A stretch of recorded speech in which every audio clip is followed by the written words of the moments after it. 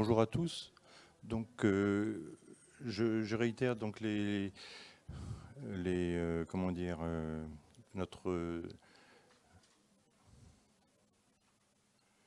nos excuses pour le bouleversement de l'horaire de la session, du fait donc de la venue du ministre. D'autre part, malheureusement, il n'y aura que 3 topos au lieu de 4, car notre collègue Jean-Pierre Roup n'est pas là, pour des raisons de santé. Donc, nous avons dû annuler son topo. Donc, nous allons commencer par François Carré, qui va nous faire 2 topos à la suite. Il va nous faire d'abord le sport après syndrome coronaire aigu, puis le test d'effort est-il maximal, donc avec les critères reconnus. Voilà, François, je te laisse la parole. Merci beaucoup. Merci beaucoup. Donc, encore désolé pour ce contretemps. Et on va aborder le problème de la problématique de la pratique sportive après un SCA en pratique. Je n'ai pas de conflit d'intérêt à déclarer. Donc, que proposer après un SCA? Toujours, toujours la réadaptation cardiovasculaire avec bilan du coronarien. Donc là, je vais vous présenter beaucoup de données de la Société européenne de cardiologie de 2020 concernant les recommandations de la pratique sportive. Et vous voyez que c'est du 1A. Ce n'est pas parce qu'on est sportif qu'on n'a pas le droit à la réadaptation. Le bilan va comprendre l'interrogatoire, l'examen physique, bien sûr le niveau de facteur de risque, l'électrocardiogramme de repos, le TT de repos si nécessaire, au TT d'effort si jamais on a un doute sur l'adaptation à l'effort, l'épreuve d'effort sous traitement, éventuellement un holter avec entraînement si on craint un risque d'arythmie adrénergique, la coronarographie qui a été réalisée bien évidemment, et si besoin l'IRM pour chiffrer la nécrose. À partir de là, on va pouvoir classer notre patient coronarien en coronarien à faible risque ou coronarien à haut risque. Alors coronarien à faible risque, il faut que tous les critères qui vous sont présentés ici soient présents. Donc une revascularisation complète ou pas de sténose significative, une FEVG supérieure ou égale à 50%, à l'effort, aucun symptôme clinique, ni d'ischémie, ni de troubles de rythme ventriculaire complexe. Il faut qu'il y ait une capacité physique supérieure ou égale à 100% de la théorique, puisqu'on va faire du sport ou adapté au sport que la personne veut éventuellement pratiquer. Et peut-être la chose la plus importante, parce qu'on pense que tous les sportifs ont des hygiènes de vie irréprochables, c'est faux. Donc il va falloir s'acharner à ce qu'il y ait une bonne observance du traitement et surtout un bon équilibre des facteurs de risque. Et pour parler clairement, le sportif fumeur qui fait un syndrome coronarien aigu, qui continue à fumer, ne peut pas faire de sport intense. On ne doit pas lui donner l'autorisation s'il ne veut pas arrêter de fumer.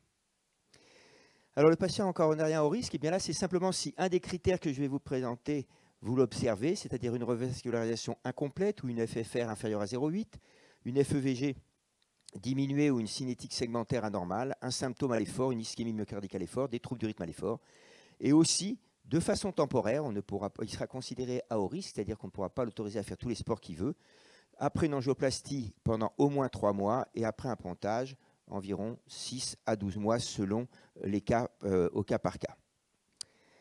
Alors, poursuite d'une pratique d'activité physique ou sportive, donc là, ce n'est pas que le sport, c'est l'activité physique. Le sport est une activité physique.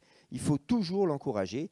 C'est au moins une activité physique ou sportive au moins modérée, qui peut être adaptée si le patient a des limitations et si jamais il y a besoin, il y a des limitations, une capacité physique un peu diminuée, on peut même l'encadrer avec un professionnel du sport santé, au moins au début. Le sport, en tant que tel, est envisageable si, bien sûr, le patient est demandeur. Nous ne sommes pas là pour dire aux gens « il faut que vous fassiez du sport ». On va leur dire « vous faites de l'activité physique », ce qui n'est pas exactement la même chose. Je vous ai précisé un petit peu les intensités parce qu'on va en parler. Intensité faible, modérée, intense. On va se baser plutôt sur la ventilation. Dans notre expérience, nous, on utilise beaucoup moins, voire presque plus, la fréquence cardiaque pour diverses raisons, mais en tout cas, on va se baser sur la dyspnée. Alors, c'est très simple. Faible, c'est le patient peut parler et chanter en faisant l'activité physique. Modéré, c'est le patient peut parler mais ne peut pas chanter en faisant l'activité physique. Et le sport ou l'activité physique intense, c'est le patient peut ni parler ni chanter avec les équivalents de Borg, moins de 5, 5 à 7, supérieur à 7 quand on prend l'échelle de Borg allant de 0 à 10. Alors pourquoi doit-on recommander cette activité physique? Vous voyez une étude quand même qui a été réalisée en Suède, qui a été réalisée en 2018, et donc sur plus de 22 000 patients, on leur a fait faire l'activité physique pendant 6 à 10 semaines, puis On leur a, donc ça c'était la réadaptation, puisqu'en Suède c'est surtout en ambulatoire. Et puis ensuite, pendant 10 à 12 mois, ils ont continué l'activité physique. On suit ces patients pendant 4 ans. Et qu'est-ce qu'on voit? On voit qu'en bas, la courbe rouge continue, qui concerne les gens qui sont toujours restés inactifs. Eh bien, vous voyez, ce sont ceux qui ont la mortalité cardiovasculaire et de toute cause la plus élevée. Et ceci, que ce soit ajusté au genre, à l'âge, au facteur de risque et à la pathologie, ou simplement au genre ou à l'âge. Et par contre, les patients qui sont restés toujours actifs sont ceux qui ont la mortalité la moins élevée. Mais vous voyez que les gens qui sont devenus actifs, c'est la courbe verte pointillée, eh bien, ont complètement changé leur pronostic. Là, bien sûr, on ne se base que sur le fait de faire l'activité physique. On ne tient pas en compte que les facteurs de risque soient équilibrés. Vous voyez, on l'a parfaitement ajusté. C'est rien que l'effet de l'activité physique. Alors, comment faire du sport? Quelle pratique sportive pour le sujet à haut risque? C'est d'abord pas de sport intense, ni en loisir, ni en compétition. On a un petit peu enlevé dans ces nouvelles recommandations européennes l'idée de compétition. Pourquoi? Parce qu'on peut faire de la compétition sans faire du sport intense. Je peux prendre le départ d'un marathon et courir tranquillement. Hein, je ne suis pas à la compétition toujours pour battre mon record ou gagner. Donc, par contre, en loisir, on sait très bien qu'il y a des gens qui font du sport en loisir, mais tous les dimanches, c'est la compétition pour battre les autres. Donc, on a bien mis en place l'intensité du sport, ni en loisir, ni en compétition. Le sport loisir non intense est possible en restant en dessous du seuil d'ischémie. Et surtout, et c'est peut-être la chose la plus importante qu'on doit retenir, parce que c'est assez nouveau, il a été proposé que s'il y a une ischémie résiduelle lors de l'épreuve d'effort, par exemple, alors que le patient a priori une revascularisation complète, eh bien on repropose une tentative de revascularisation. Si celle-ci est impossible ou inefficace, le patient reste à haut risque, donc il a les mêmes contre-indications. Si là, par contre, après la revascularisation, elle est possible et efficace, il n'y a plus d'ischémie résiduelle, le patient devient à faible risque et il va pouvoir ainsi faire du sport. Donc on fait tout pour que les gens puissent faire du sport. Alors le sujet à faible risque, d'abord, je le répète, le patient doit être demandeur et le plus souvent, il faut proposer, nous on propose toujours dans notre service, une décision partagée sur laquelle je vais revenir après. Avant 60 ans, et c'est ça le Big Bang, hein, je dirais, de la cardiologie du sport en 2020, c'est qu'avant, quand vous avez fait un syndrome coronarien aigu, vous avez le droit de faire du golf. Aujourd'hui, c'est tous les sports en compétition, avant 60 ans, qui sont autorisés. Et là, la vraie compétition, hein, but de performance. Et après 60 ans, par contre, on recommande une prudence pour les sports extrêmes, soit en intensité, en durée, on pourrait mettre, et dans l'environnement aussi, bien évidemment. Pourquoi? Parce qu'on remarque quand même que la plupart des syndromes coronaires aigus surviennent dans ces conditions, après 60 ans, chez les sujets de plus de 60 ans. Et par contre, il n'y a pas de compétition autorisée, au moins pendant les 3 premiers mois qui suivent une angioplastie. Nous, dans notre service, on va même plutôt jusqu'à 6 mois, et puis 6 à 12 mois après un pontage au cas par cas. Alors cette fameuse décision partagée, c'est quelque chose un petit peu de nouveau, pas pour les anglo-saxons qui l'utilisent depuis longtemps, mais un petit peu plus pour nous. Eh bien, ce n'est pas très compliqué. Vous aviez le sportif coronarien, le cardiologue et ou le médecin traitant, mais c'est plutôt le cardiologue ici qui va intervenir, qui vont discuter entre eux et établir la balance bénéfice-risque. C'est-à-dire, oui, vous voulez faire du marathon, mais sachez quand même que si vous le faites dans un but de performance, ça n'apporte rien de plus pour votre santé. Et par contre, vous majorez un petit peu votre risque. Vous voyez, on va discuter de tout cela. À partir de là, on va pouvoir voir si on peut continuer quand même le sport, si le patient a bien compris. Il faut être très clair, hein, bien lui expliquer le risque éventuel. Il ne faut pas que nous, on masque les choses. Lui expliquer qu'il doit nous dire s'il a des symptômes. Et puis après, on va l'informer, l'éduquer, en lui rappelant les 10 règles d'or du club des cardiologues du sport, lui dire qu'on va le suivre sur le plan cardiologique régulièrement, mais que chaque année, selon l'évolution, on va peut-être lui interdire l'année d'après de continuer la compétition. Et bien sûr, si jamais il y a des risques de troubles du rythme et autre chose, eh bien mettre des règles de sécurité spécifiques. Alors ces 10 règles d'or, je ne vous les rappelle pas, je pense que vous les connaissez tous par cœur, tous et toutes. Elles sont toujours téléchargeables sur le site du Club des cardiologues du sport. Je vous rappelle qu'a priori, si ces règles d'or sont respectées, on peut diminuer d'environ 30 à 40% le nombre d'arrêts cardio-respiratoires lors de la pratique sportive.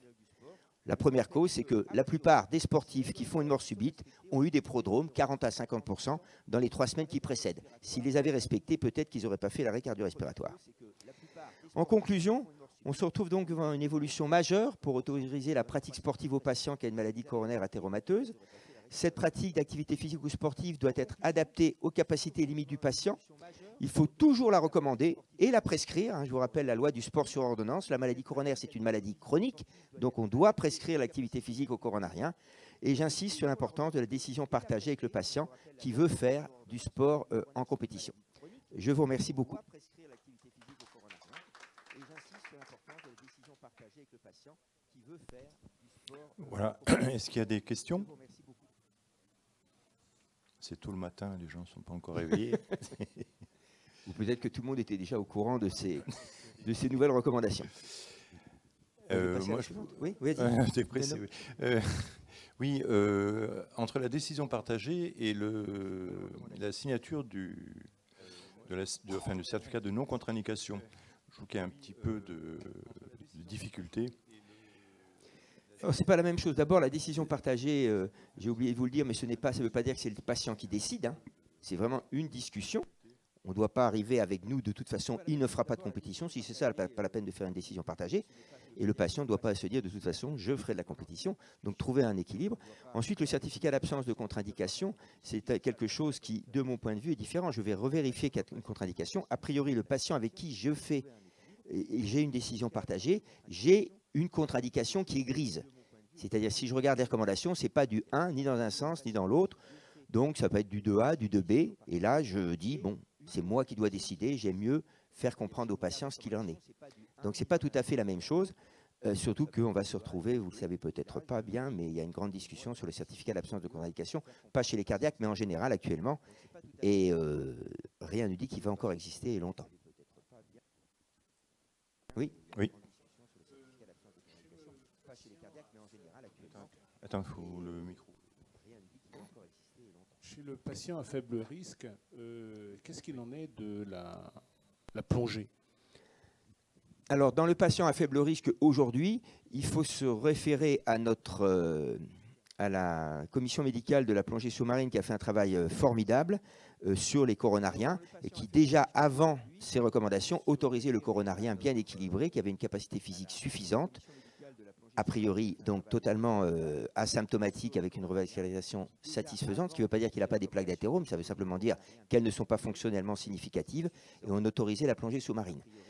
Aujourd'hui, on ne demande pas de certificat à l'absence de contre-indication pour l'apnée, or c'est l'apnée qui pose le plus de problèmes. Les accidents surviennent essentiellement en apnée. Donc là, pour l'apnée, moi je retiens ce que me dit mon maître et mon ami en cardiologie de la plongée, c'est Vincent Lafay de Marseille, c'est prudence, s'abstenir si myocarde sensible. Voilà. Donc, un coronarien de plus de 60 ans qui veut faire de l'apnée, la vraie, la chasse sous-marine, c'est pas aller chercher 3 oursins ou en Bretagne 3 araignées, puisqu'on n'a pas beaucoup d'oursins, eh bien ça, on peut l'autoriser. Mais plonger pendant 3 heures en apnée, après 60 ans, après un syndrome coronaire aigu, il y a un risque qui est quand même un peu important. Et là, c'est là où le bénéfice-risque joue, quoi. Surtout que ce n'est pas son métier, le gars, a priori. Donc, qu'en est-il des sports intenses et de longue durée, comme les trails, etc. Est-ce qu'on peut mettre des coronariens? Alors, de mon point de vue, oui. Le raisonnement est assez simple, c'est celui qu'on a tenu dans les recommandations. On autorise des gens hypertendus, un peu diabétiques, en surpoids, prendre le départ des trails. Est-ce que le risque est beaucoup plus faible que celui du coronarien parfaitement revascularisé qui prend un traitement qui a des facteurs de risque équilibrés? On a pensé que non, on a pensé qu'on avait fait fausse route. Il faut se rappeler que les dernières recommandations datent de 2005 quand même, hein. Donc ça fait 15 ans. On a tous grandi et évolué, et donc c'était déjà très dur de n'autoriser que le golf. Donc pour moi, il n'y a pas de problème. Par contre, la question qui est posée est importante. Rappelez-vous que la durée de l'effort a un rôle important sur le risque de survenue d'arythmie cardiaque sur un cœur pathologique, bien évidemment. Mais a priori, ces patients-là, bien revascularisés, ils n'ont pas de risque d'arythmie. Reste le problème de la taille, s'il y a eu une nécrose, la taille de la nécrose. Les Américains n'en parlent pas du tout. Nous, on en a quand même parlé. S'il y a une fibrose, une cicatrice fibrotique importante sur l'IRM, donc on va dire 15 à 20%, là, on va plutôt, dans la décision partagée, on va bien dire que le risque est plus important.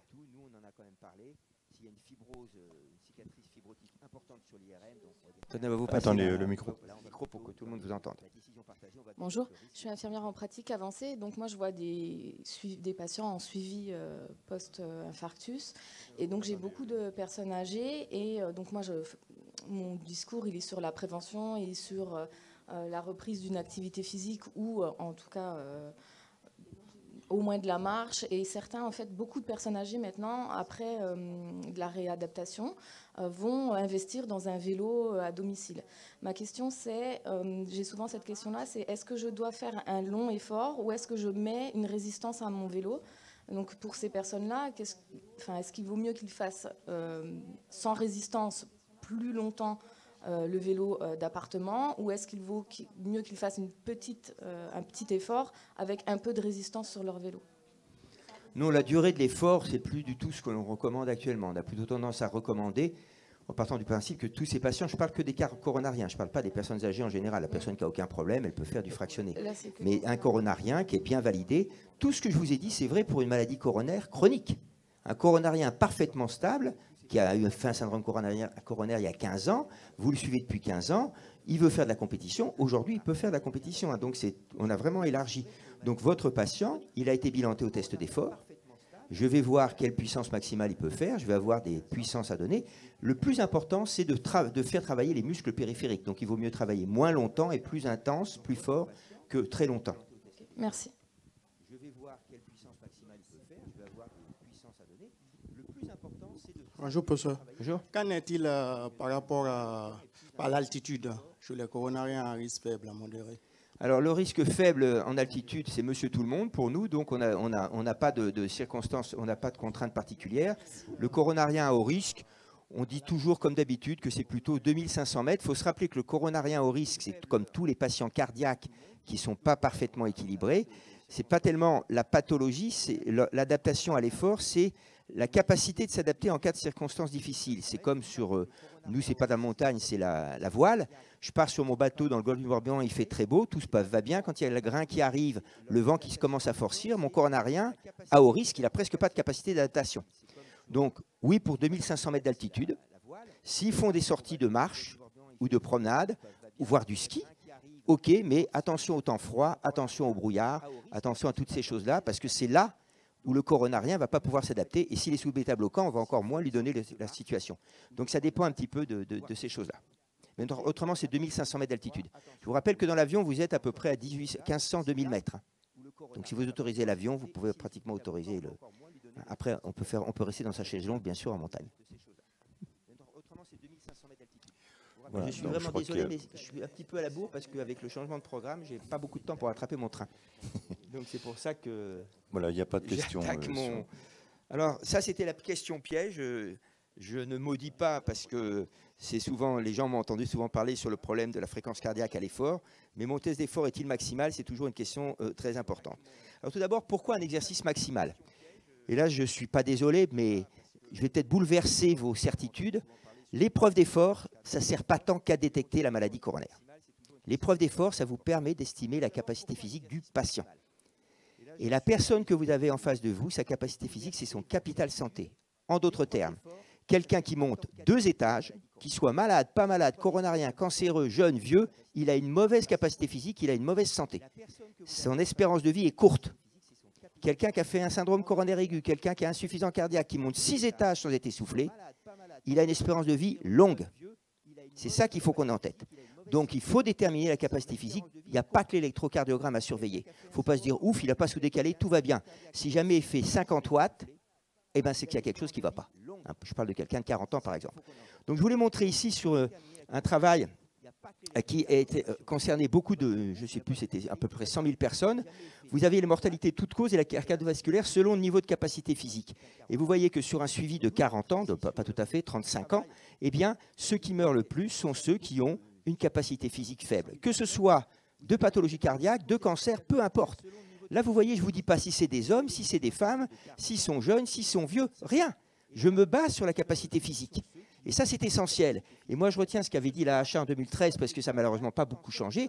La capacité physique est le seul facteur de risque majeur actuel qui n'est pas systématiquement, régulièrement évalué dans les services de soins. Aux États-Unis, depuis 2016, ils ont commencé à lancer tous les hommes, toutes les femmes de 40 ans, on va évaluer leur capacité physique. On n'a pas besoin de mettre sur un vélo avec un masque et tout. Il suffit de faire des tests de marche de 6 minutes, on peut voir toutes ces choses-là. Mais ça, c'est essentiel. Pourquoi je vous dis ça? Parce que si votre test d'effort n'est pas maximal, vous n'avez pas la capacité physique de la personne. Donc déjà, vous ne pouvez pas lui répondre à cette question. Et c'est une question essentielle. Alors la capacité physique, l'importance de la capacité physique, je vous l'ai remise ici. Vous avez donc ici la capacité physique théorique. Vous vous rappelez, quand vous faites votre test d'effort, vous avez le poids, la taille, c'est un homme, c'est une femme, et vous avez puissance atteinte, en théorie 100%, eh bien ça va être cette puissance ici. On a 3 groupes, des sujets qui sont de poids normaux, des sujets qui sont en surpoids et des sujets qui sont obèses. Et vous voyez qu'effectivement, quand on est obèse et qu'on a 100% de la théorique, la mortalité, puisque c'est l'espérance de vie sur un an, le nombre de décès, pardon, de 14 sur 14 ans, l'espérance de vie chez les sujets en position obèse ont une mortalité un peu plus élevée que ceux qui sont en poids normal. Mais regardez, dès que vous êtes en dessous de 80% de la capacité physique, la mortalité augmente. Toujours pareil. La seule différence, c'est la différence de capacité physique. On ne vous parle pas de l'âge, etc. Donc, on a bien la preuve et on va voir un premier cut-off qui va être de 80%. Attention aux patients qui ne sont pas capables de dépasser 80% de la puissance maximale théorique. Je vous ai redonné ici des petites valeurs sur une méta-analyse de 200 000 patients de Kodama en 2009 qui tient compte de l'âge et du sexe. En gros, moi, ce que je retiens, parce que je n'ai pas beaucoup de mémoire, les hommes, il faut rester le plus longtemps possible au-dessus de 8 mètres ou à 8 mètres et les femmes, 7 mètres. Et puis, la valeur critique, c'est moins de 5 mètres. Quelqu'un qui fait moins de 5 mètres, je vous rappelle qu'a priori, c'est les gens qu'on transplante. 4 mètres, 5 mètres, c'est à peu près la valeur. Donc, vous avez des gens qui ne sont pas malades et qui font 5 mètres. Hein, souvent en grand surpoids. Je vous rappelle que 1 mètre, c'est 3,5 ml d'oxygène par minute par kilo. Comme ça, vous pouvez transposer. Mais aujourd'hui, il faut vraiment qu'on utilise les mètres. C'est ce qui est le plus simple. Donc, les valeurs repères, une capacité physique mesurée au-dessus de 80% de la théorique. Les hommes, restez le plus longtemps au-dessus de 8 mètres. Moi, c'est ce que je dis même à mes personnes très âgées. Hein, et les femmes, le plus longtemps possible, au-dessus de 7 mètres. Et c'est là où vous avez l'espérance de vie en bonne santé la plus longue possible devant vous, a priori. Alors, est-ce qu'il faut faire un test d'effort avec analyse des échanges gazeux? Eh bien, il faut quand même reconnaître que le banc d'essai de l'organisme, ce n'est pas l'épreuve d'effort standard, c'est l'épreuve d'effort avec analyse des échanges gazeux, puisque vous analysez la ventilation, vous analysez le cœur et les vaisseaux, le muscle, jusqu'à la mitochondrie qui va vous libérer l'ATP. Et vous voyez toutes les pathologies que vous pouvez, bien sûr, pouvoir explorer. Devant une dyspnée, l'épreuve d'effort standard ne vous répondra pas. Elle ne vous dira pas si c'est le cœur, si c'est les poumons, si c'est les muscles, si c'est les trois. Donc, il faut reconnaître que c'est un examen qu'il faudrait que l'on développe de plus en plus, bien évidemment. Alors, ensuite, il y a, est-ce que les facteurs limitants à l'effort dans l'exercice maximal sont les mêmes pour tous? Eh bien, non. Eh bien, non. Si vous prenez les sujets qui ne sont pas entraînés, surtout sur vélo, ils s'arrêtent parce qu'ils ont mal aux jambes. Et pas parce qu'ils sont au maximum au niveau cardiaque ou pulmonaire. Donc, bien sûr, c'est leur capacité physique maximale, mais ça ne vous permet pas d'explorer vraiment le cœur. Les entraînés, c'est plutôt la ventilation qui va, le cœur qui va les limiter. Et puis les athlètes, eh bien, il semble que chez les sujets très très entraînés, c'est pour ça qu'ils ont certains des hyperactivités bronchiques, eh bien, ce soit plutôt les poumons qui les limitent. Donc ça aussi, il faut en tenir compte. Et c'est pour ça que dans le critère maximalité, ce qui compte, c'est l'épuisement total. Si je ne peux plus pédaler, je ne peux plus pédaler parce que j'ai mal aux jambes. OK, mais vous le noterez. Mais l'athlète, il ne s'arrêtera jamais parce qu'il a mal aux jambes. Hein, on y reviendra sur la fréquence cardiaque maximale un petit peu plus loin. Alors, le critère principal, le gold standard qu'on a tous appris, c'est le plateau de VO2. Donc, je vous ai mis deux cas. Hein, ce sont dans les deux cas des gens sains. Et vous voyez que là, j'ai un plateau de VO2 qui est facile à déterminer. Et puis, par contre, là, j'ai le pic de VO2. Vous voyez, c'est quelqu'un qui fait 35 ml minute kilo, donc qui n'a pas de pathologie évidente. Et donc, dans ces cas-là, l'idéal, c'est d'avoir un plateau. Seulement, on le trouve dans la population générale sur seulement 50% de la population. Hein. Et puis, qu'est-ce que c'est que le critère de plateau? Est-ce que c'est vraiment un plateau? Est-ce que c'est une diminution de la pente de VO2? Donc, tout le monde s'arrache un peu les cheveux, donc on est un peu embêté. Et là, actuellement, il y a un nouvel article qui vient de ressortir qui dit, est-ce qu'on peut vraiment parler d'exercice maximal pour un VO2 pic? C'est très discutable. En réalité, semble-t-il, si on prend vraiment l'exercice maximal, c'est-à-dire le sujet ne peut plus faire plus. Après, vous avez donc les critères secondaires, ceux sur lesquels on va le plus souvent se baser. Et je vous ai mis en gras ceux qui, pour moi, sont les plus intéressants. C'est d'abord le quotient respiratoire maximal. Hein, donc, c'est le rapport VCO2 sur VO2. Et je vous rappelle que ça veut dire analyse des échanges gazeux. Vous avez des normes. Il y a une nouvelle étude qui a été publiée en 2020 qui vous donne des normes différentes. On avait dit 1,1 pour tout le monde. Aujourd'hui, c'est plutôt 1,13 avant 40 ans et un petit peu en dessous d'1,1 en fonction de l'âge. Donc, il faut le savoir chez nos insuffisants cardiaques un peu âgés, ne plus s'acharner à obtenir les 1,1 si le patient ne peut plus pédaler et qu'il n'est pas 1,1. Aujourd'hui, vous voyez, on a mis un valeur plus place. Ce qui est beaucoup plus intéressant, c'est qu'ils ont quand même mis la fréquence cardiaque maximale. Bon, ils n'ont pas pris 220 mois l'âge pour sur leur plan méthodologique pour se rapprocher un petit peu de l'effort sur le tapis. Bon, ça, c'est quelque chose de méthodologique. Mais ils ont pris la formule de Tanaka, qui est sur tapis, qui n'est pas la même que celle sur vélo. Mais la chose que vous devez retenir, c'est que la plupart des cardiologues, beaucoup de cardiologues, considèrent que l'effort est maximal quand on est à 80-85% de la théorique. C'est faux, là, regardez, c'est 96, 99, 92, 93, 99%. Donc c'est au minimum déjà 90%, et non pas 80-85%, même si je suis en retard à ma consultation. Je rigole, bien évidemment. Mais quand on est face à un sportif, c'est souvent ce qui est quand même arrivé. Après, vous avez la lactatémie. Nous, on l'utilisait beaucoup, puisqu'à une époque, on faisait des dosages d'acide lactique dans le sang régulièrement au niveau de l'oreille. Maintenant, on n'en fait plus. Donc, je ne l'ai pas mis en gras, mais c'est un paramètre qui était important, bien évidemment. Et puis après, vous avez la sensation d'épuisement de Borg. Il faut être au moins à 9 sur 10 pour... Vous avez l'échelle de 10. Et là, il y a un travail qui vient de sortir, vous voyez, en 2022, qui montre que sur l'échelle de 20, c'est 18-19. Donc, vous voyez, vraiment, le sujet dit qu'il est vraiment au bout du bout, ou pratiquement. Alors, un petit mot quand même, critère maximal ne veut pas forcément dire critère d'arrêt. Pour beaucoup de cardiologues, fréquence cardiaque maximale égale j'arrête l'épreuve d'effort. On n'a jamais dit ça. Personne n'a jamais dit ça. On a dit il a atteint sa fréquence cardiaque maximale, s'il peut continuer, il continue. On n'a jamais dit qu'il fallait s'arrêter. Vous imaginez le sportif qui court avec son cardio-fréquence-mètre, qui atteint 220 mollages et qui arrête de courir? Il va continuer. S'il monte, il monte au-dessus. Ça ne va pas le perturber. Donc ça, c'est des interprétations que l'on a fait. Et je vous ai juste montré un petit travail. C'était pour vous montrer que ça fait très longtemps que je travaille. Puis c'est un petit travail qu'on avait fait en 2000, où on avait pris donc des sujets entraînés, non entraînés. Entraînés, il y a le E, non entraînés, NE, qui étaient soit des cyclistes, ici, soit des coureurs à pied. Et on s'est basé sur 220 mollages, la fréquence cardiaque maximale théorique, la formule qu'on emploie le plus souvent. Assuré noir, c'est 220 mollages. Assuré plutôt clair, c'est la fréquence cardiaque qu'on a mesurée. Alors, on va prendre déjà sur vélo. Non entraîné, on voit qu'on retrouve exactement 220 mollages. Hein, on voit 167 et on est à 168. Donc, 220 mollages, c'est vrai. Sauf qu'eux, ils s'arrêtent parce qu'ils ont mal aux jambes. Maintenant, je prends les cyclistes entraînés. 179 alors qu'on attendait 166 sur la théorique. Parce que le cycliste entraîné n'a jamais mal aux jambes. Il s'arrête quand il n'en peut plus au niveau pulmonaire et cardiaque. Donc, si vous vous arrêtez sur 220 mollages, eh ben lui, tous les dimanches, il est peut-être 10 battements au-dessus et vous ne l'avez pas exploré. Donc ça, il faut le retenir.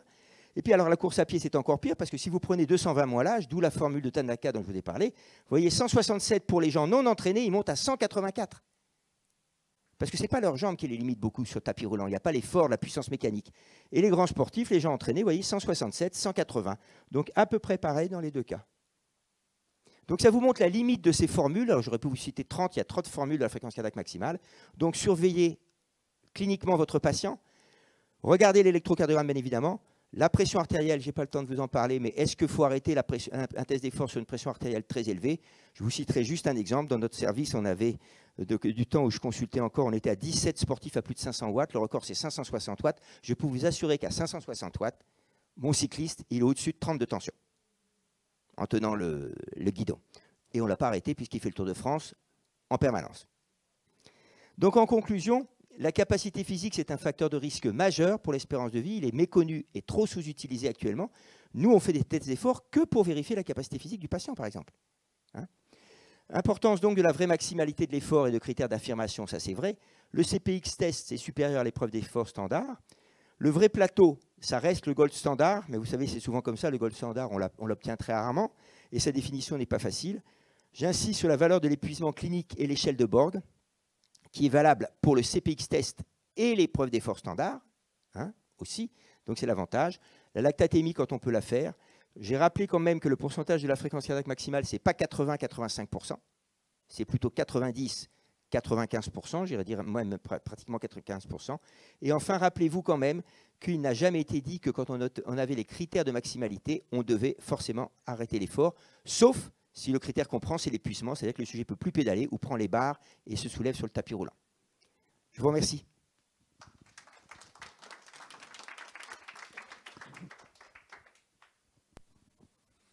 Merci François. Des questions? Une question. Attends, le micro. Si sur une question sur le topo d'avant, c'est trop tard.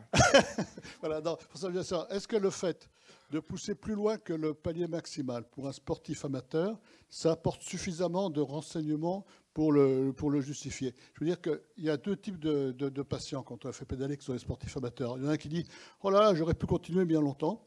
Bon, moi, j'ai un peu honte, mais j'avoue que je ne dépasse pas les 100%. Je dois avoir tort, mais pour ma sérénité, voilà, je m'arrête à 100%. Est-ce que si on va plus loin, on amène des renseignements supplémentaires ou non? Ou est-ce qu'on fait simplement plaisir au gars qui dit « Oh, moi, je peux continuer ». Déjà, lui faire plaisir, lui montrer, et toi savoir qu'il a 170% de la théorique au lieu d'être 140, c'est pas tout à fait la même chose. Déjà, c'est un renseignement différent. Et tu leur amènes un renseignement important parce que souvent, ils nous disent « Ouais, je viens vous voir parce qu'en fait, mes copains, ils me disent que c'est incroyable. J'ai 60 ans, mais je monte à 180 avec sur mon cardiofréquence-mètre. Ils me disent « Tu devrais consulter le cardiologue. » Si moi, je le teste et que je le fais monter qu'à 160, ben, il n'est pas rassuré. Puisque lui, il est inquiet parce qu'il monte à 180. Donc, tu ne vas pas lui répondre à sa question. Donc, tu le pousses à fond. Et au contraire, si tu le pousses à fond et que tu lui dis bah, « Écoutez, je n'ai pas vu d'anomalie », ça va le rassurer. Si jamais tu lui dis ah ben non, moi j'ai arrêté à 160 parce que je préfère que vous arrêtiez, ben lui, il ne va pas dépasser 160 sur son vélo. Alors que tous les dimanches, celui qui perturbe ta sérénité, lui, la sienne, elle n'est pas perturbée. Il est à bloc. Donc, il n'y a aucune raison. S'il y a bien un moment où il faut le faire monter, c'est quand il est près d'un cardiologue. Ce n'est pas quand il est sur la route tout seul. Donc, moi, franchement, ça ne m'a jamais perturbé. Jamais. S'il peut continuer, il continue. Alors, c'est peut-être parce que je suis sportif et compétiteur, mais il y a un biais, hein, je le reconnais. D'autres questions? Oui. Attendez le micro. Je n'ai pas vraiment compris en fait la notion de VO2 plateau en fait, que vous ne trouvez pas tout le temps, etc. Alors, la VO2 plateau, normalement, vous devez avoir un vrai plateau. Donc, c'est-à-dire que là, le patient travaille en aérobie maximale plus l'anaérobie. Donc, en fait, en VO2... avec le masque. Oui, VO2 plateau, en fait, vous êtes à sa fréquence, vous êtes au maximal de ses capacités. Oui, de toute façon, quand on est avec le plateau, je peux vous assurer qu'ils s'arrêtent tous. Ok, d'accord. Ils arrêtent tous. Et si, en fait, vous ne trouvez pas le plateau, en fait, je veux dire, en fait, le but aussi d'un test d'effort, c'est de pouvoir proposer aux patients un réentraînement à l'effort. Oui. Donc en fait, si vous n'avez pas ce plateau, c'est pas grave, vous vous basez sur l'arrêt et puis point. Non, le piège du plateau, puisque votre question est intéressante, le piège du plateau, c'est que, je dis n'importe quoi, le sujet fait 100 watts, il commence à plafonner, il fait le palier de 130 watts, sa puissance maximale, c'est pas 130, c'est 100 watts. Ok, oui, d'accord. Donc dans le réentraînement, je vais me baser sur 100 watts et pas sur 130. Okay. C'est un peu le piège du plateau. Okay. La fin, je ne la fais pas avec le métabolisme aérobie, je la fais avec le métabolisme anaérobie, donc je ne dois pas tenir compte du dernier palier. Okay. Vous savez, il y a des gens très volontaires qui vont très loin, très mal dans la douleur, qui ont des capacités anaérobie élevées, donc voilà. Mais autrement, vous vous tenez compte de l'autre puissance, oui. De toute façon, si vous n'avez pas de plateau, vous n'avez pas de plateau. Oui, ok, très bien. Bon, merci pour votre réponse. Oui. 1 minute. Merci François. Je veux juste profiter de, comme tu le dis beaucoup sur la VO2 max, autour du seuil ventilatoire. Est-ce qu'il y a des choses nouvelles dans la capacité dans les conseils qu'on donne pour le réentraînement? On se base souvent autour du seuil ventilatoire pour leur dire plus ou moins 10 globalement. Est-ce qu'il y a des choses nouvelles qui poussent un peu plus loin? Non, il n'y a pas de choses nouvelles. Il faut toujours garder une fourchette. Moi, je regarde toujours une fourchette. Je mets plutôt 5 ou 10, ça dépend de la durée des efforts qu'ils font. Et au début, je leur demande de diminuer un petit peu en dessous. Alors aujourd'hui, nous, on a béni la fréquence cardiaque, tout simplement parce que la fréquence cardiaque, c'est un paramètre qui est hautement variable en réalité sur le terrain, alors que la ventilation est quelque chose de beaucoup plus fixe. Donc moi, dans l'éducation thérapeutique, on se base beaucoup sur apprendre au niveau du souffle. Je peux avoir le cardiofréquence-mètre, mais c'est un peu plus compliqué. Mais autrement, il n'y a rien eu de changé. Mais rappelez-vous, vaut mieux au début les mettre un tout petit peu en dessous pour qu'ils fassent bien leur séance, plutôt qu'un tout petit peu au-dessus, où là, ils risquent d'aller dans des puissances trop élevées. Et ça, on le fait chez les champions comme chez Monsieur Tout-le-Monde. Oui. Attendez le micro. C'est vous qui vous allez vous expliquer avec les gens qui m'attendent à Rennes si jamais je rate mon train. En fait, quand vous parlez de puissance plus basse pour les réentraînements, vous la fixez à combien? À quel pourcentage de la VO2 max? Ben si le seuil ventilatoire est à 60%, moi je vais leur donner une puissance entre 55 et 65. Et au début, je leur dis, pendant les premières semaines, vous vous mettez à 55% de la puissance maximale, par exemple, si vous partez là-dessus. Et puis progressivement, quand vous sentez que vous êtes bien à l'aise et tout, vous avez bien contrôlé votre souffle, vous montez à 60, vous pouvez monter jusqu'à 65, en fonction de vos sensations du jour, par exemple. Donc vous restez sur un travail continu dans un premier temps? Oui, alors les insuffisants cardiaques, aujourd'hui, on a très peu de travail pour le fractionner à domicile et même en activité physique adaptée, mais les coronariens, on peut mettre du fractionné. Hein. Ok, très bien. Merci. Après, c'est à vous de voir. Oui, tout à Rappelez-vous, fait. le coronarien à faible risque, il peut être à 120% du maximum. Hein. Tout à fait. Ok, merci. Ah. Désolée.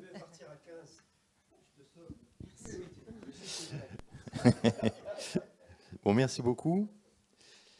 Donc on va... Voilà, donc on va enchaîner sur la réadaptation. On va reparler d'ailleurs un peu des fréquences et tout ça. Là, je ne sais pas comment ça marche par contre. Tu fais Escape. Et oui, c'est vrai. Merci François, au revoir.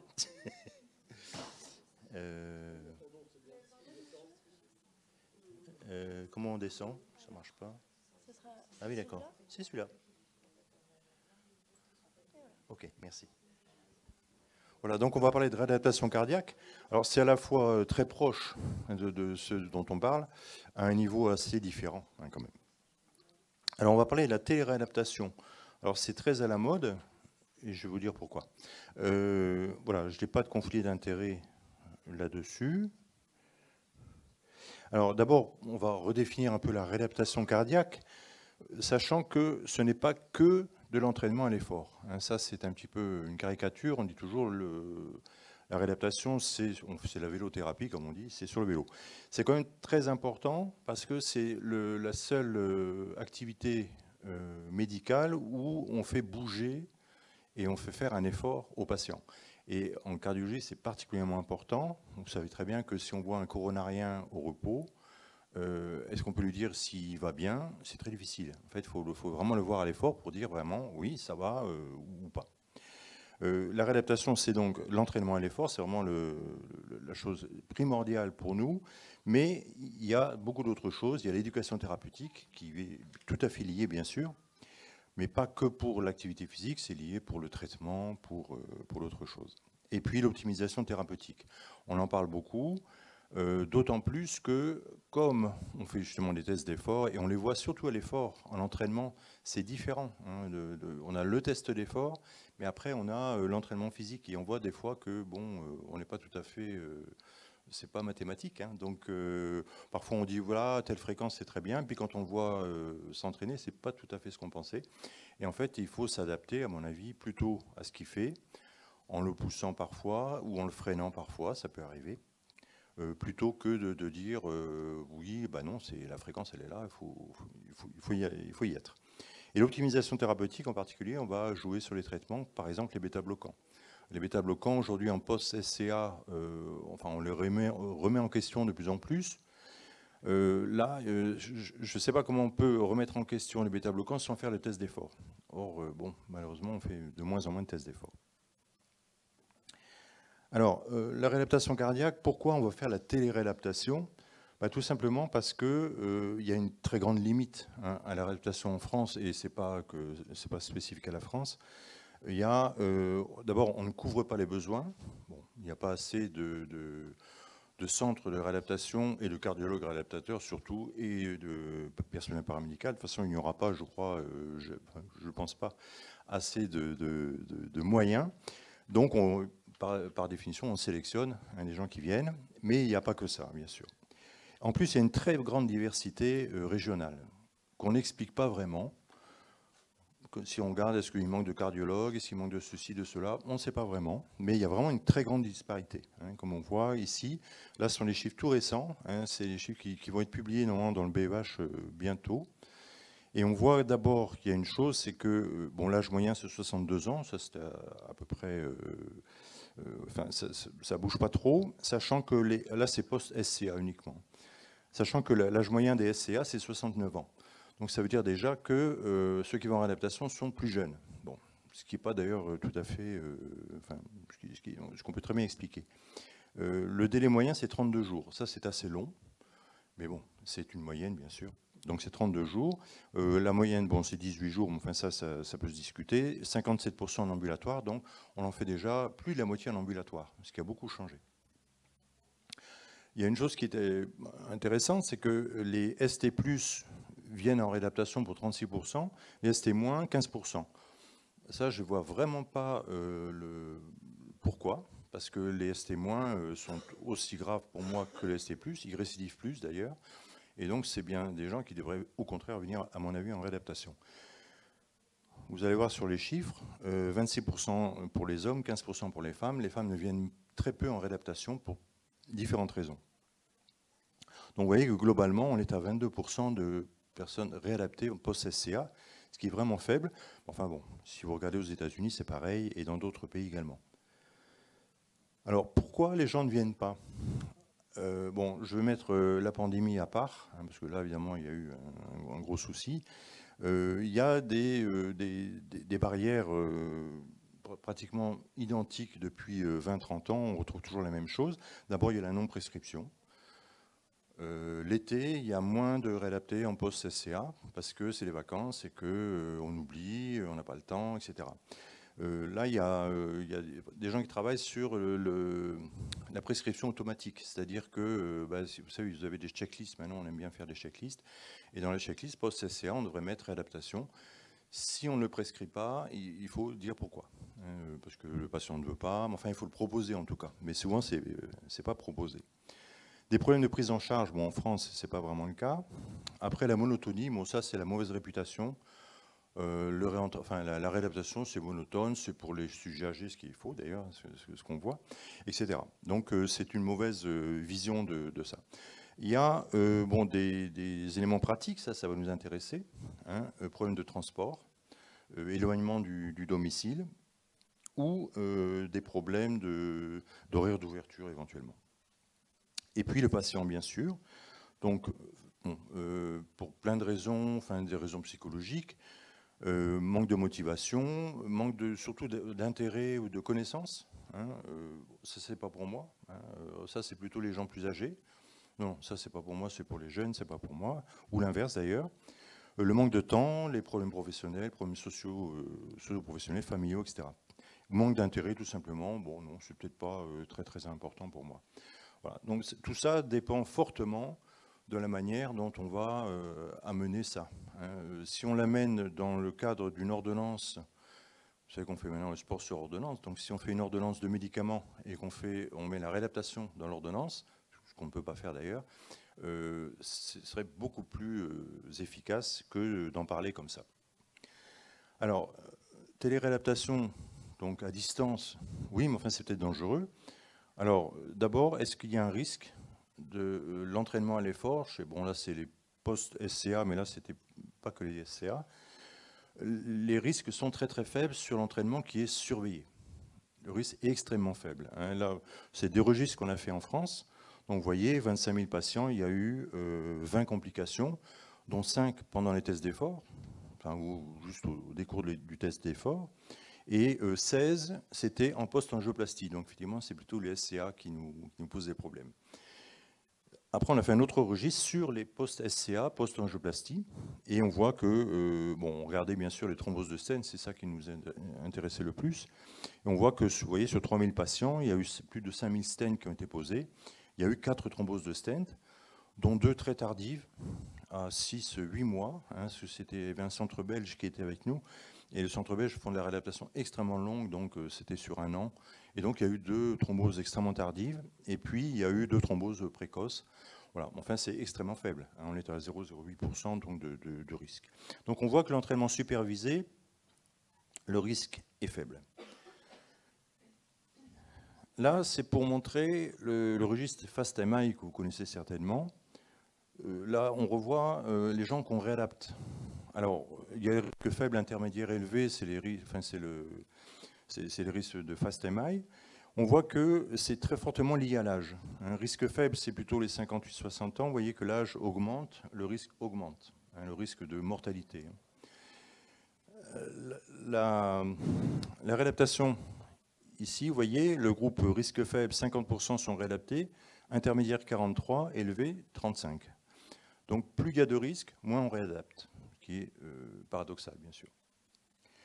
Le décès à 1 an, alors on voit que le hazard ratio, il est identique, quel que soit le risque.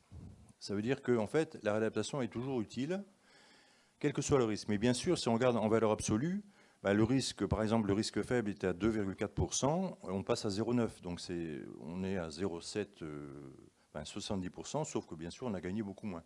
Mais on a gagné quand même.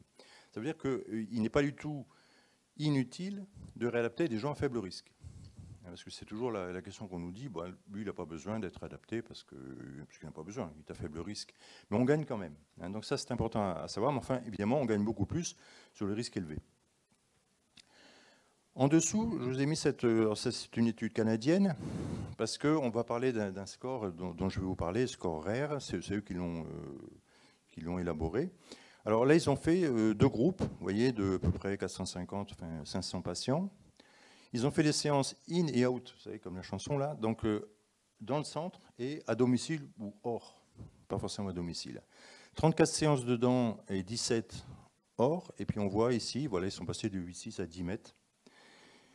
Vous voyez que les mètres, moi je ne sais pas comment ils font les Canadiens, mais ils ont 2 fois plus de mètres que nous. Donc nous on est à 5 mètres, eux ils sont à 10 mètres. Alors je pense qu'ils ne calculent pas de la même manière, mais enfin bon. Et l'autre groupe, 8 séances dans le centre et 43 séances, parce qu'ils font beaucoup plus de séances. Et les résultats sont identiques. Donc on peut dire que c'est efficace, c'est faisable et c'est efficace. C'est pour ça qu'on se dit, bah, pourquoi on ne le ferait pas? Alors les Canadiens le font parce qu'évidemment ils ont un pays beaucoup plus étendu. Alors, c'est eux qui ont fait ce score qui nous paraît très bien, sauf pour la capacité d'effort. Alors, très bien, pourquoi? Parce que ce sont des critères très simples qu'on a au repos. C'est la fréquence cardiaque. Alors, vous voyez, ça va de 0 à 4, hein, les chiffres. Donc, par exemple, on va prendre la fréquence cardiaque, on est à 0 si on est entre 40 et 100. Bon, ce qui est bien.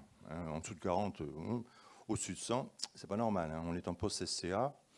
Bon. La pression artérielle, bon, c'est un peu la même chose. La fraction d'éjection, donc au-dessus de 50, c'est parfait. En dessous, on commence à mettre des chiffres. Les arythmies, bien sûr. Alors les arythmies, là, par exemple, on est à 4. 4, c'est le cut-off. Hein. Donc 4, antécédents de fibrillation sans infarctus, c'est évidemment un risque élevé, par définition. Et après, on a le test d'effort. La capacité d'effort, c'est là que ça pose des problèmes parce qu'ils partent de 6 mètres. Alors nous, 6 mètres, c'est déjà pas mal, c'est bien. C'est-à-dire qu'on n'a pas déjà beaucoup de gens qui ne sont pas à 6 mètres, même des jeunes. Et là, ils ont mis en dessous de 6 mètres, c'est 4. C'est-à-dire c'est risque élevé.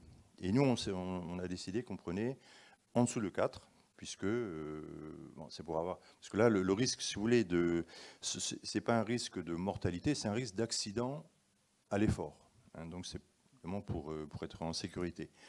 Et ils ont mis le cut-off à 4. Et là, tout ça, ça nous embête. On a très vite vu qu'on ne va pas s'arrêter à 4 si on prend la capacité d'effort. Donc on a décidé de le modifier, bon, ce qui n'est pas très scientifique, mais ça ne fait rien. Donc on a dit, on se base sur 4, sauf si c'est uniquement lié à la capacité d'effort. Parce que des capacités d'effort supérieures à 12, moi, j'en vois quasiment pas. Hein. Donc, c'est les pompiers, c'est les pompiers professionnels. Enfin, bon. Donc, voilà. C'est la seule chose, bien que sur la capacité, je ne vais pas dire ça ne sert à rien, parce que, vu avec le topo d'avant, bien sûr. Mais, voilà. Nous, on n'est pas du tout au même niveau. Mais je pense qu'il y a un problème de calcul qui est certainement différent, d'autant plus que là, ce sont des tests qui sont faits sur tapis. Nous, on les fait sur vélo et on a déjà une capacité plus faible. Et après, on a donc bien l'ischémie myocardique, donc clinique. Est-ce qu'il y a des sténoses qui restent, hein, c'est-à-dire le patient il reste tritronculaire, il n'est pas revascularisé, il n'est pas à faible risque par définition. Donc là, il est 4. Et puis, est-ce qu'au test d'effort, il y a quelque chose, clinique ou électrique? Voilà, donc avec ça, on fait un score. Et si on est en dessous de 4, sauf pour les capacités d'effort, à ce moment-là, on dit le patient est à faible risque. Donc on fait toujours ce score qui est d'ailleurs très intéressant pour nous, même en dehors de la téléréadaptation. Alors, la téléréadaptation, est-ce que ça marche? Alors, ça marche, hein, parce que sinon, je dirais stop, on arrête. Non, ça marche bien. Là, c'est l'étude Cochrane, donc c'est la dernière, il y en a déjà eu 3. Et vous voyez que 23 études, vous voyez à peu près 3000 patients, coronariens et insuffisants cardiaques. Les résultats montrent une équivalence globalement, surtout sur la mortalité, la capacité d'exercice à moyen terme et à plus long terme, le taux d'adhésion, donc ça marche très bien, les gens adhèrent bien, et la qualité de vie. Donc, globalement, ça marche. Mais on note la qualité des preuves qui est assez faible. C'est-à-dire que c'est des études qu'il faut prendre avec beaucoup de pincettes. Et c'est ce que dit également l'AHA, qui ont fait un statement, scientific statement, sur ce problème, et qui disent la même chose. c'est très bien, sauf que la qualité des preuves est quand même très très limitée. C'est très difficile de faire des études sur des critères extrêmement compliqués, hein, comme la qualité de vie, etc. Ça mélange beaucoup de choses, des choses qui sont liées entre elles, donc c'est difficile de pouvoir affirmer que c'est exactement équivalent. Enfin, bon, globalement, on est quand même rassuré. Alors, qu'est-ce qu'on fait donc en France actuellement?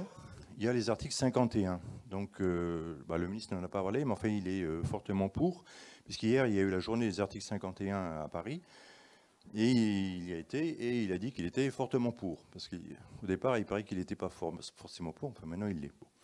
Donc, les articles 51, je ne sais pas si vous connaissez, c'est les articles de la loi de finances de la sécurité sociale, ça date de 2018, et ce sont les articles pour développer des innovations organisationnelles, hein, c'est-à-dire les parcours de soins, en gros. Et donc, dans le cas de la réadaptation, on a 3 articles 51. Donc, on a 2 qui se ressemblent beaucoup, un différent. Je vous parlais déjà du programme Corse. Le programme Corse, c'était ce qu'on voulait faire il y a une dizaine d'années, avec Richard Brion. Il a dit, voilà, il y a un centre, alors le centre c'est Bastia, et il y a, donc là, il y a 7 établissements de santé publics différents, sur des maisons de santé ou des hôpitaux périphériques, et ils commencent la réadaptation en centre, donc là, ils font, je crois, 6 séances, puis les patients vont dans ces établissements avec du personnel paramédical, un médecin, il faut qu'il y ait un médecin dans le coin, mais c'est souvent des médecins généralistes, il n'y a pas de cardiologue à ce moment-là, et ils font l'entraînement en direct, c'est-à-dire en visio. Et donc, ils sont surveillés par le centre, mais ils font ça de manière délocalisée. Et là, ils prennent tout le monde, hein, coronarien, post-opératoire, insuffisant cardiaque. En fait, ils commencent la réadaptation classiquement, et après, ils la continuent en délocalisé. Bon, ils sont en train de le faire. A priori, ça marche bien déjà, hein, durée 5 semaines. Les deux autres articles, c'est vraiment la téléréadaptation à domicile. Donc, il y a Walco, bon, ça c'est le nom du programme. Ready, c'est l'autre programme. Alors là, il y a 8 centres. Là, alors ça, c'est le programme dont je vais vous parler, parce que c'est celui que je m'occupe. Donc, post-SCA ou angioplastie à faible risque. C'est le score rare, hein, dont je vous ai parlé. On va modifier maintenant, on prendra les post-pontages, hein, parce qu'on a vu qu'on pouvait les prendre, et puis on va augmenter le nombre de centres. Là, on fait 3-4 séances en centre, puis 16 à domicile. Donc, en fait, le patient, il commence en centre, et il a déjà, nous, on a un vélo qui est par un prestataire, on va pouvoir le faire sur le vélo qu'il aura, lui, à domicile, à moins qu'il ait son vélo lui-même, ou qu'il veuille faire autre chose. Et donc là, il y a un smartphone, et puis, je vais vous montrer après comment ça marche. Et puis, il va enregistrer ses séances à domicile. On va lui prêter un vélo. Donc tout ça, c'est forfaitisé. C'est pour ça que c'est l'article 51. Ça dure 3 semaines à domicile. Ça, c'est le prix du prestataire, c'est 3 semaines, parce que c'est pas plus. Et puis, il revient, et puis on refait le test d'effort, donc final, comme tout le monde. Bon. L'autre, le programme Ready, c'est un petit peu la même chose. C'est 3 centres de réadaptation, c'est des SCA ou chroniques, mais c'est aussi de haut risque, hein, le diabète et des facteurs de risque, insuffisance cardiaque et des congénitaux. 4-5 séances en centre, puis après ils vont à domicile, mais ils font une séance par semaine. C'était ce qu'on voulait faire au départ d'ailleurs, une séance par semaine dans le centre pour voir que tout va bien. Bon, nous on a changé parce que pour des raisons pratiques. Donc eux ils font comme ça, c'est plus long, 10 semaines. Et puis là aussi la surveillance est en différé. C'est-à-dire que les gens, quand ils s'entraînent à domicile, ils se connectent et on a la fréquence, je vais vous montrer, on a la fréquence mais en différé, hein, pas en direct. Alors je vais vous parler de ce programme donc, de Walcop. Donc c'est les centres qui sont... Alors pour l'instant on a 8 centres, mais on aura certainement d'autres.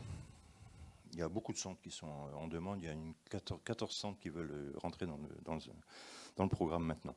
Alors voilà en pratique comment ça se passe. Donc je vous disais, 4 séances dans le centre, en ambulatoire ou hospitalisé, ça dépend où vous habitez. Et on fait de l'ETP. Et nous, on va dire la grande limite, c'est l'ETP. Hein, parce que l'ETP à distance, c'est compliqué. Donc on fait ça, on fait l'ETP. Bon, l'optimisation thérapeutique, c'est une nécessité. Bien sûr, on fait le bilan. On ne commence que quand on a fait le bilan. Hein, c'est-à-dire d'abord comment il est. On voit aussi la personne, hein, si c'est une personne sur laquelle on peut compter ou pas, parce que des fois, il faut se méfier. Il fait le test d'effort. Là, on peut avoir le score donc pour être sûr qu'il est à faible risque. Et puis, après, donc il va tester le smartphone. Alors, il faut qu'il ait un bon smartphone, pas trop vieux. Enfin, bon, ça, c'est le problème technique, qu'il soit adapté. Il fait donc là, il commence dans le service. Et puis, il fait des séances, en fait, connectées, mais dans le service. Donc, on peut voir si ça marche ou pas. Après, il va à domicile. Donc, il a un vélo donc, pendant 3 semaines. Et puis, il enregistre. Alors, quels sont justement les critères de surveillance? Alors, on a parlé tout à l'heure de l'échelle de Borg. Nous, on sert de l'échelle de Borg. Alors, en fait, les centres ont le choix. Hein, c'est échelle de Borg, fréquence cardiaque. Enfin, il y en a qui font les deux. Alors, on enregistre la fréquence cardiaque, parce que nous, il faut qu'on ait un élément absolument, enfin, visuel, vraiment qu'on puisse, objectif, on va dire. Mais en fait, on se base sur l'échelle de Borg, sur l'intensité. Et je vais vous montrer après. Alors voilà, en pratique, alors pour des paramètres de sécurité, on s'est basé sur le programme étape de l'insuffisance cardiaque, c'est-à-dire que le patient, avant de commencer sa séance, il doit répondre à un questionnaire, qui est très rapide. Hein. Est-ce qu'il a des symptômes? S'il a des symptômes, il ne commence pas, et il est censé nous téléphoner. Bon. On va modifier déjà, parce que là, on aura déjà, s'il a répondu non à une question, ou oui, je ne sais plus dans quel sens c'est, avez-vous été soufflé? Non, il faut qu'il dise non. S'il dit oui, à ce moment-là, on aura ce qu'on appelle une notification. Hein, ce n'est pas une alerte, parce qu'on n'a plus le droit d'appeler ça alerte, mais ça ne fait rien. C'est une notification, pour l'instant, on ne l'a pas, mais on l'aura. Donc, il n'a pas fait sa séance, enfin, il ne peut pas, parce que là c'est bloqué. Hein. S'il met oui, c'est bloqué. Et à ce moment-là, on sait qu'il y a quelque chose, et puis à ce moment-là, il appelle ou on l'appelle. Sinon, en général, c'est non, parce que pour l'instant, ils ont tous dit non, donc ils sont parfaits. Il commence, et puis là c'est le smartphone du patient. Alors, il peut avoir une alerte s'il dépasse sa fréquence de sécurité. Sa fréquence de sécurité, on a hésité au début, maintenant, c'est pas compliqué, c'est la fréquence qu'il a atteint au test d'effort. Donc c'est la fréquence maximale. Comme on a fait un test d'effort qui est a priori normal, il peut atteindre sa fréquence maximale. Donc s'il la dépasse, alors suivant un certain pourcentage, ça on décide, à ce moment-là, ça va être en rouge et ça risque d'arrêter la séance. Et nous, on va avoir des alertes. Donc ça, on va regarder ça tous les jours, hein, comme la télémédecine en insuffisance cardiaque. On va regarder s'il y a des alertes en cours. Est-ce qu'il y a des alertes observantes, c'est-à-dire il n'a pas fait des séances? Pourquoi? Parce qu'il a oublié, parce qu'il pleut. Hein, il va marcher dehors, mais il pleut. Enfin, il ne le fait pas. Complétude, c'est est-ce qu'il a fini? Il n'a pas fini une séance. Pourquoi? Là, pour l'instant, ce sont des bugs. Hein, c'est des bugs informatiques. Enfin, bon, Et puis, surtout, la fréquence de sécurité. Est-ce qu'il a dépassé sa fréquence de sécurité de façon pas juste un pic, hein, comme ça, mais de façon prolongée? À ce moment-là, on a une alerte de fréquence de sécurité, qui est très rare, je vais vous montrer. Voilà, donc ça nous permet de surveiller de loin. Alors voilà ce que nous, on a. Ça, c'est un patient. Là, vous avez les séances qui sont prévues, donc programmées ici. Et ça, c'est ce qui est fait. Bon, ça, c'était les séances test dans le service. Là, voilà, là, vous avez une séance qui était programmée. Ça, c'est le temps, hein, donc voilà, qui était faite. Et 11, c'est le Borg. Donc le Borg, c'est 6,20. Donc nous, on est en 12,13 à peu près. Là, c'est une séance qui n'a pas été faite. Alors, je ne sais plus si oui. Enfin, en fait, parce qu'il pleuvait. Tout simplement, il devait marcher. Parce que là, il y a les séances en vélo, les séances extérieures. Et bon, il pleuvait, parce qu'il a fait très mauvais hein, ces temps-ci. Donc là, bon, là, il ne va pas. Hein, il fait très froid. Enfin, il y a beaucoup de vent, etc. Et ça, c'est les séances, vous voyez, programmées faites, etc. Et ça, c'est, si on clique là-dessus, on a ça. On a la fréquence cardiaque. Ça, c'est une séance en continu. Ça, c'est l'échauffement. Ça, c'est l'effort et la récupération. Et puis, on a le commentaire. Donc, on les incite vraiment à faire un commentaire, parce que c'était facile, etc. Bon, ils en mettent parfois, pas toujours. Là, c'est un autre patient. Et là, on a fait du fractionné. Alors, ce n'est pas de haute intensité, mais enfin, c'est du fractionné quand même. Donc là, c'est l'échauffement. Et puis là, vous voyez, les efforts comme ça, où là, la fréquence monte, puis après, elle redescend un peu, elle monte, elle redescend, etc. Et puis là, il dit comment ça s'est passé. Bon, c'est très bien passé, tout ça. J'ai voulu marcher. Enfin, faire la manche, je ne pense pas. C'était faire la marche, hein, j'espère. Voilà. Enfin, comme il ne faisait pas beau, etc. Voilà. Donc, on a ça. Alors, bon, c'est bien, quand on a un patient, ça va. Quand on en a, là, on en a 7 ou 8 en cours. ça prend un petit peu de temps quand même. Il faut bien dire qu'il y a quand même du temps important. Et là, vous avez les résultats de ce programme tout récent, puisque là, c'est les résultats il y a 2 jours. 180 patients donc dans les 8 centres. Alors, il y en a un qui ne marche pas trop encore actuellement, 2 même. Très peu de femmes, 14%. C'est comme en réadaptation, hein, c'est la même chose. Moyenne d'âge 54 ans, donc ce sont les gens plus jeunes, hein, c'est les gens qui travaillent souvent. Les fréquences, les facteurs de risque, bon, c'est ceux qu'on retrouve habituellement. Donc il y a 3900 séances qui ont été effectuées. Durée moyenne de séance 34 minutes, bon, ce qui est classique. Durée sous la fréquence de sécurité, 99,5%. Donc les gens ne dépassent pas, hein, globalement. Ils n'ont pas dépassé. L'observance, 85%. L'observance, ça veut dire est-ce qu'ils ont fait vraiment tout ce qui était programmé. En général, bon, je pense que dans les 15%, il y a beaucoup de bugs. Hein, c'est des trucs qui n'ont pas été bien enregistrés. Le gain en puissance, donc entre les 2 tests d'effort, c'est presque 18%. Bon, c'est globalement, c'est peut-être un petit peu inférieur à ce qu'on fait en centre, mais enfin bon, c'est assez proche. Les patients sont extrêmement satisfaits. Ça, nous, on ne savait pas au départ, parce qu'on s'est dit, ils vont avoir peur, tout ça. Bon, c'est peut-être la manière dont on apporte les choses, c'est extrêmement important. Hein. Si on leur dit non, vous inquiétez pas. Alors des fois, maintenant qu'on en a commencé à faire, il y en a un dernièrement, il m'a dit, il n'était pas parti du tout là-dessus. Il disait non, moi je vais en hospitalisation, je vais être, il a très très peur en fait, très anxieux, mais il était absolument bénin, enfin tout était bien. Bon, on a réussi à le convaincre, il fait la téléréalisation, il est très content. Donc en fait, il y a beaucoup d'anxiété, hein, ce qui est, nous on était anxieux au départ aussi. 47% des patients ne seraient pas venus en réadaptation. Donc ça, c'est extrêmement important.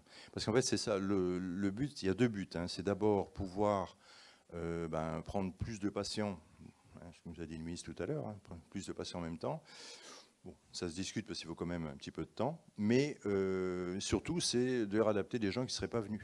Et là, ça commence à venir parce que les hôpitaux qui nous envoient les patients en parlent. Et donc, comme ils en parlent, les gens arrivent, et donc ils savent que peut-être ils vont faire à domicile. Donc, il y en a qui le demandent d'emblée. Hein. Donc, voilà, vous voyez, 167 000 km évités, 46 tonnes de CO2, bon, ça c'est important. Aujourd'hui. Voilà, donc en conclusion, je pense qu'il faut vraiment développer ça. On est en train, donc c'est un programme qui va durer encore 3 ans, jusqu'en 2025, encore 2 ans. Et je pense que vraiment c'est l'avenir. Hein, ça se fait ailleurs, hein, ça se fait aux États-Unis, en Australie, dans le pays du Nord, beaucoup. Hein, et puis l'élargir, bien sûr, aux insuffisants cardiaques. Là, on a un peu plus peur, mais bon, je pense que c'est faisable, tout à fait. Je vous remercie.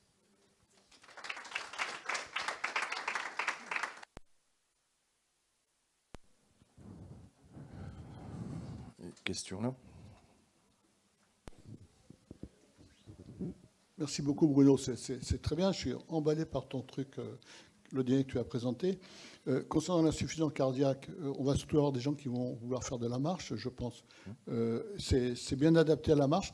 Et est-ce que le fait que ce soit en différé, est-ce que ça pose un souci, est-ce que c'est anxiogène dans la tête des gens aussi? Je ne sais pas, parce que je trouve ça tellement intéressant, mais...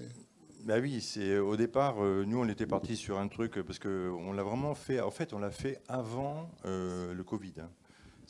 C'est 2018, hein, donc on a commencé à y travailler en 2019, hein, donc c'était avant. C'était repoussé à cause du Covid. Enfin, c'est pas à cause du Covid, hein, parce que pendant le Covid, c'est vrai qu'il y en a beaucoup qui ont testé ça pour survivre un peu. Sauf que c'est pas remboursé, hein, parce que pour l'instant c'est pas remboursé. Donc au départ on voulait faire un truc en direct, hein, on voulait même faire une visio, enfin on a tout imaginé, hein, y a les patients sur le vélo, on met un écran et puis les gens sont à domicile. Bon, c'est très compliqué, hein, au niveau, ça coûte très cher, c'est très compliqué. Donc là on est parti sur le différé. Bon au départ on a dit bah oui, on va avoir des surprises. Bon, on n'a pas de surprise, hein, pour l'instant. Donc c'est vrai que les patients sont très très sélectionnés. Enfin très sélectionnés. C'est des post-cas vraiment bénins. Hein, enfin bénins, si on peut dire bénins. Enfin bon, qui sont vraiment à faible risque. C'est des gens qui, quand ils viennent en réadaptation, ils ne posent quasiment aucun problème, hein, normalement. Normalement, mais bon. Alors il faut savoir que normalement, le SAMU est prévenu qu'il y a des gens qui s'entraînent. Ils sont au courant. qu'il y a une expérimentation. Parce que si les gens s'entraînent chez eux et puis commencent à être pas bien, ils appellent, nous on leur dit, vous appelez le SAMU. Hein. Si vous avez un problème, vous appelez le SAMU tout de suite. Hein, vous faites un effort, etc. Donc vous appelez le SAMU. Non, mais enfin, je veux dire, ils n'appellent pas voisins ou ils ne nous appellent pas, parce que nous, à distance, on ne peut rien faire. Hein. Donc si vraiment il y a des symptômes. Enfin, le risque était extrêmement faible, mais enfin bon, il n'est pas nul. Hein. C'est par la sélection. Alors, l'insuffisance cardiaque, ça, on ne sait pas trop. Ça va être différent. Mais bon, les efforts sont différents. Mais bon, oui, bien sûr, on peut tout faire. Hein. Donc, alors, en fait, quand ils marchent, ils font à l'extérieur, ils enregistrent. Bon, même, alors, il faut qu'ils soient connectés. Enfin, des fois, ça ne marche pas forcément. Ça dépend où on est. Mais ils récupèrent après. Alors, après, moi, j'y connais rien dans ces trucs-là. Mais enfin, des fois, ils arrivent à récupérer. Je ne sais pas comment ils font. Enfin, bon, ils récupèrent quand même les trucs. Oui, moi, je ne sais pas du tout. C'est pas moi qui devrais faire ça, mais enfin, c'est rien. Bravo Bruno, vraiment très très intéressant et je pense que ça suscite l'engouement que tu sais. Oui. Moi j'ai des questions pratico-pratiques. Premièrement, quand ils sortent justement dehors, qu'est-ce que ça enregistre? L'application enregistre le cardiofréquencemètre et la fréquence cardiaque et la durée donc. Il y a un capteur et la fréquence cardiaque. Uniquement. Ouais. Ensuite, il y a un volet purement financier. Bon, c'est un article 51, c'est je crois financé autour de 800-900 €. Là, c'est un forfait donc par programme. Par programme, par donc patient. évidemment, attention, on est fortement surveillé. Hein. Surveillé, toutes les données sont enregistrées pour la CNAM. Donc justement, exactement tous les tableaux, là, ils les ont. Hein. Enfin, ils savent si les gens ont fait des choses. C'est pour ça qu'on enregistre aussi. Il faut que ce soit véritablement il faut une traçabilité. Moi, une question purement financière, c'est-à-dire si tu reçois 800-900 €, je crois que c'est ça le prix actuel, il faut un temps médical, il faut un 0,5 ou 0,8 équivalent temps plein kiné ou APA. APA, beaucoup des APA. D'accord. Comment tu fais pour l'éducation thérapeutique? Parce que si la diététicienne intervient, si la psychologue intervient, si le tabacologue intervient. Alors, oui, quand ils viennent dans le centre, hein, c'est le programme hybride en fait. Hein. Enfin, moi, je ne vois pas comment on peut faire tout à domicile, enfin, sans commencer, enfin, presque sans le voir, hein, puisqu'à la limite, on va presque faire le test d'effort à domicile. Enfin, mais il ne reste que deux séances, c'est très peu pour. Nous, ils sont là 4 séances. Hein, nous, on les même prend. 4, c'est insuffisant. C'est pas beaucoup. Mais on fait l'éducation thérapeutique là. Est-ce que vous faites de l'éducation thérapeutique à distance par une séance Zoom ou un truc comme ça? C'est ce qu'on va faire. Mais pour l'instant, non. Mais parce qu'en fait, c'est une application. Alors bon, ça marche bien l'application, mais on peut rajouter des choses. On est en train de rajouter plein de choses. Hein, des séances aussi de renforcement musculaire à distance. Et puis il y a des tas d'informations qui sont rajoutées, qu'on peut rajouter. Hein, parce que les gens, bon, sachant, c'est assez facile, hein, ils se connectent, ils ont accès. Ils ont accès à beaucoup de choses. Ça dépend ce qu'on met dedans. Alors, non, c'est 16 séances. Alors, les 4 séances dans le service, c'est le commun, c'est habituel. Et le reste, c'est un forfait. Le forfait, c'est domicile. Alors 16 séances, c'est parce que après c'est 3 semaines en fait. C'est 3 semaines, c'est parce que c'est à domicile en fait. Bon, en fait, c'est la durée du prêt de vélo en fait. Alors ceux qui ont leur vélo, par contre, peuvent faire plus. C'est le problème du matériel. Hein. Par contre, on leur prête un capteur aussi. Donc, par définition, on prête un capteur. Et après, je crois 9 sur 10, on prête un vélo. Sauf qu'ils n'ont pas voulu à l'Île-Dieu, parce que là, il fallait aller à l'Île-Dieu, le 16 pour plus. Il avait un vélo, heureusement. Et quand il a un vélo, il peut en faire autant qu'il veut ou... Il fait ce qui est... alors nous, on fait un programme, et là, on va... Alors, parce qu'il y a des gens, maintenant, qui demandent, j'aimerais bien... Alors, soit je n'ai pas fait là, parce qu'il ne faisait pas, parce que je veux faire à l'extérieur, il ne fait pas beau.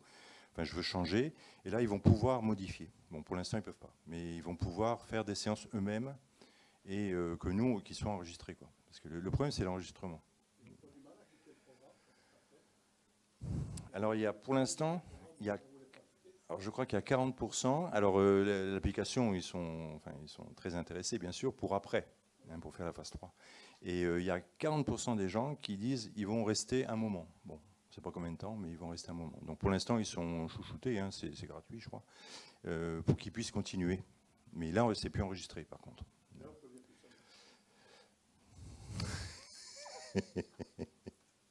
Non, c'est la grosse crainte, hein, c'est qu'il y ait un accident. Bon, pour l'instant, il n'y a pas d'accident. Enfin, c'est quand même... c'est extrêmement rare, vraiment, le risque important. Après, il peut faire une fibrillation atriale, des choses comme ça, mais ça, on aura le temps de voir. Ou si, par contre, il retrouve des douleurs, bon, à ce moment-là, on va le détecter. Hein.